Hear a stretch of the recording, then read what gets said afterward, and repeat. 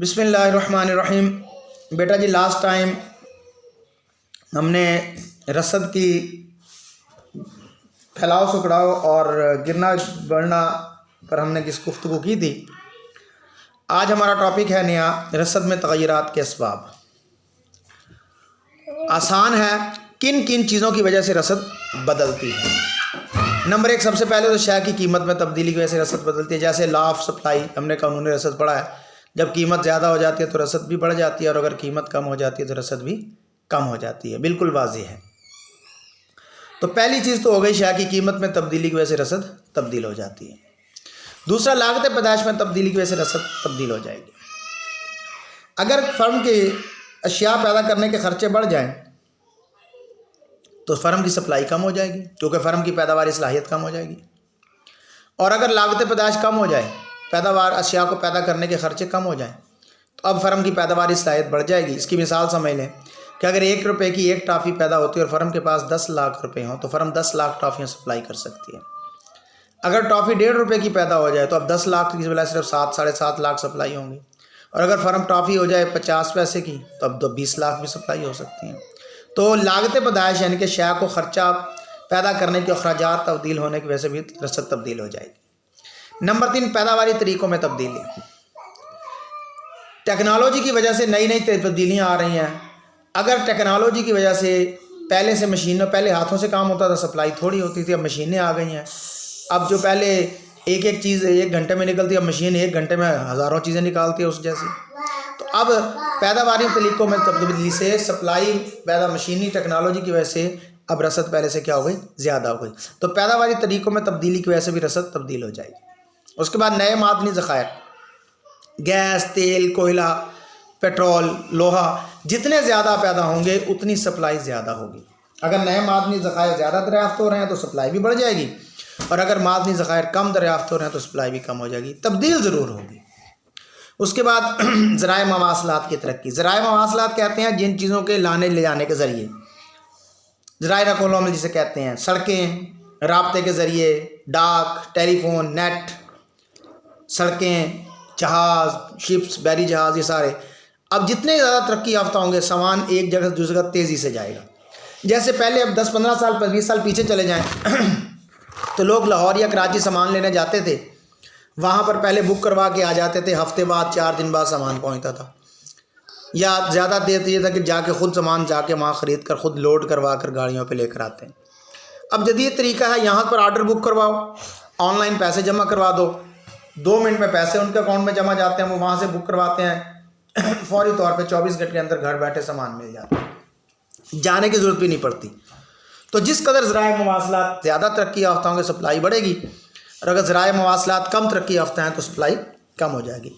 उसके बाद महसूलात में तब्दीली। महसूल कहते हैं टैक्स को, इंग्लिश में टैक्स कहते हैं, उर्दू में महसूल कहते हैं। अगर गवर्नमेंट ज़्यादा टैक्स आयद करेगी तो सप्लाई कम हो जाएगी, फर्मों की पैदावारी सलाहियत गिरेगी। और अगर गवर्नमेंट कम टैक्स आयद करेगी तो पैदावार ज़्यादा होगी, सप्लाई बढ़ जाएगी। अमन व अमान के हालात। अमन व अमान के अंदर सप्लाई ज़्यादा होती है, फर्में ज़्यादा पैदावार करती हैं। बदअमनी, जंग, जलजिला, सैलाब चीज़ें ना हो, पुरसकून हालात हों, सप्लाई ज़्यादा हो जाएगी। और अगर पुरसकून हालात ना हो, बदअमनी ना हो, बदअमनी हो, हालात ख़राब हों, तो पैदावार कम होगी, फर्में ज़्यादा रिस्क नहीं लेती। उसके बाद आजरों का इत्तेहाद। आजल मिलकर भी, आजर कहते हैं चीज़ों को पैदा करने वाले को, जिसे सप्लायर कहते हैं, प्रोड्यूसर।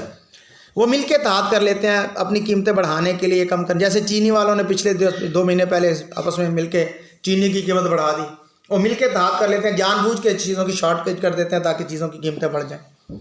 तो आजर भी मिल के फ़ैसला कर लेते हैं, सप्लाई कम व बेश करके। और दरामदात में इजाफा, अगर बाहर से चीज़ें ज़्यादा आ रही हैं, तजारती पाबंदियाँ उठा ली जाएँ, टैक्स भी कम करते हैं, तो बाहर से चीज़ें जितनी ज़्यादा आएंगी सप्लाई बढ़ जाएगी।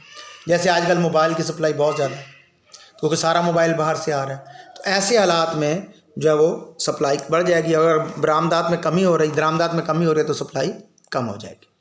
तो ये तो टॉपिक था रसद में तब्दीली की वजूहात। उसके बाद नया रसद टॉपिक हमारा आ जाता है तफ़ाल रसद। ये हम पीछे पढ़ चुके हैं, रसद की मुसावात हमने बनानी पीछे हम पढ़ चुके हैं कि Q is a Q S, ये रसद की अलामत है, तलब की अलामत है क्यू डी, वो भी फंक्शन ऑफ प्राइस था, ये क्यू एस भी फंक्शन ऑफ प्राइस। और ये मस्बत फंक्शन है क्योंकि कीमत बढ़ने पर रसद भी बढ़ जाती है। ये तीर के निशान शो कर रहे हैं कि जब कीमत बढ़ती है तो रसद भी बढ़ जाती है। अब इसकी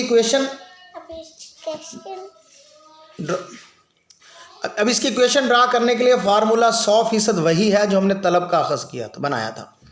जो तलब का हमने फार्मूला पढ़ा था 100% वही है। Q minus Q1 is equal to Q2 minus Q21 पर over P2 minus P1 into P minus P1। Q मिकदार को कहते हैं और P कीमत को। हम एक फ़र्ज़ किया टेबल लेते हैं, इससे हमें बात वाज़ी होगी। ये हमारी कीमत, ये हमारी मिकदार रसद। कीमत 2 है, रसद 4 है। कीमत बढ़ के 4 हो गई, रसद बढ़ के 6 हो गई, क्योंकि कीमत और रसद का मस्बत रिश्ता है।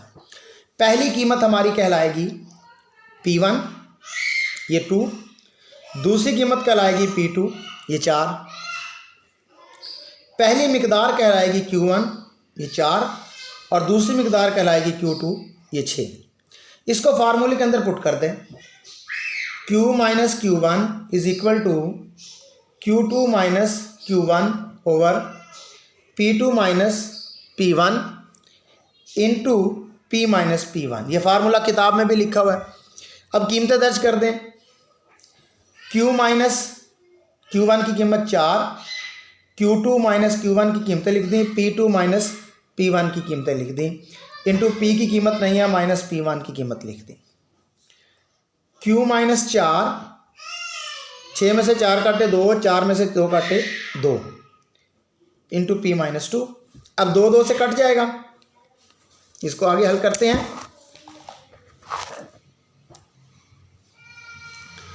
अब Q माइनस 4 2 2 के साथ कट जाएगा तो जवाब 1 आ जाएगा। 1 को लिखने की ज़रूरत नहीं होती। ये मैं थोड़ा सा मोबाइल साफ़ करूँ, ज़रा पानी लग गया।